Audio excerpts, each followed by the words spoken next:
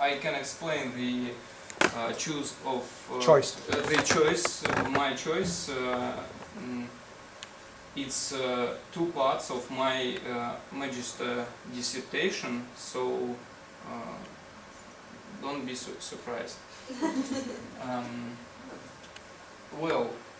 The USA and its different states were financially unstable as a result of a round of wars and revolutions in a period of from 18th to 19th centuries, and consequently the principle of the states and the federation's immunity from liability in tort prevailed for a long time.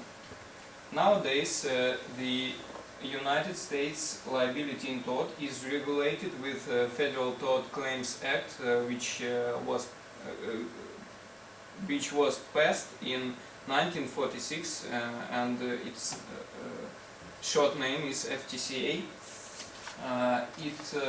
Under its provisions, the United States is liable for injury or loss of property or personal injury or death caused by the negligent or wrongful act or omission of any employee of the government while acting within the scope of his office or employment, under circumstances where the United States, if a private person, would be liable to the claimant in accordance with the law of the place where the act or omission occurred. However, a claimant shall follow pre-trial proceedings. The claim must be first presented to the appropriate federal agency within 2 years after the claim accrues. If the agency fails to respond to the claim within 6 months or denies the claim in written form and mails it to the claimant, then a right to appeal to the court arises. The tort claim shall be filed to the court within 6 months after mentioned date of mailing, and no period of limitations applies to the plaintiff if the agency fails to act within 6 months after receiving his claim. Court proceedings on claims against the United States are held in the district court. Any claims for money damages less than $25,000 might be considered ascertained, adjusted, determined, compromised and settled by the head of each federal agency or by his designee on their own, and in excess of $25,000 only with prior written approval of the Attorney General or his designee. Settlements of $2,500 or less shall be paid by the head of the federal agency concerned out of appropriations available to that agency, and settlements of more than $2,500 from general revenues. Nevertheless, FTCA contains a number of exceptions. The most significant are the Ferez Doctrine exception, the discretionary function exception, and the intentional tort exception. First one, the Ferez Doctrine implies that the United States is not liable under FTCA for injuries to members of the armed forces suffered while on active duty and resulting from the negligence of others in the armed forces.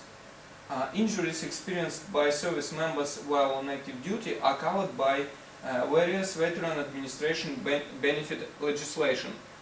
For example, there is such veteran benefit system at the United States Department of Veteran Affairs.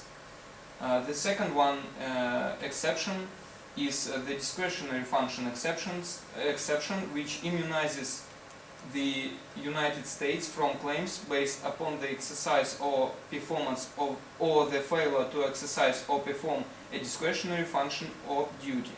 Discretion takes place when executive or administrator is obliged to act in accordance to its judgment of the best course. Where there is room for policy judgment and decision, there is discretion. In Delhite versus United States case, which was heard in 1953, the Supreme Court said that acts of subordinates in carrying out the operations of government in accordance with official directions cannot be actionable.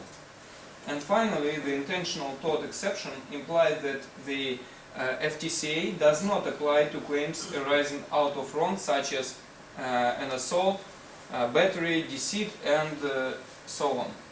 Tortfeasors guilty of such torts must pay damages out of their own pocket. In fact, aforesaid exceptions in aggregate with another existing, let us characterize the applicable federal legislation as reserved and ambiguous. However, New York, California, and other states of the United States improved its liability in tort in comparison with the Federation and formally without refusing the United States immunity from the relevant court proceedings. But by the way, I remembered some kind of joke. Some lawyers from the United States say that FTCA gives an opportunity to redress out of wrongs which was the result of only car crash between your car and car which belongs to administration, and another way to use FTCA, there is no another way to use FTCA. So that's all that I wanted to tell you about the subject. If you have any questions, don't hesitate to ask. One. You told us about the liability in tort of the federal government, of the United States. Yes, only, yeah. And have you covered in your research the question of liability of the states? Unfortunately, no, but I think I will use your remark in my future work, in my next research. Because it's interesting whether they have the same exclusion, same situation. No, same as I said, they... Yeah, I have seen it. But again, you were talking about the liability of federal government. Only federal. Well, yeah. and it's interesting whether the liability of the state government, of different states, of the United States, whether it has the same structure, the same idea or not. The subject of my presentation is only the liability of the federal government. Okay. Just so I don't have any information for now. Yeah. So thank you. About states. Yeah. Any other questions? No.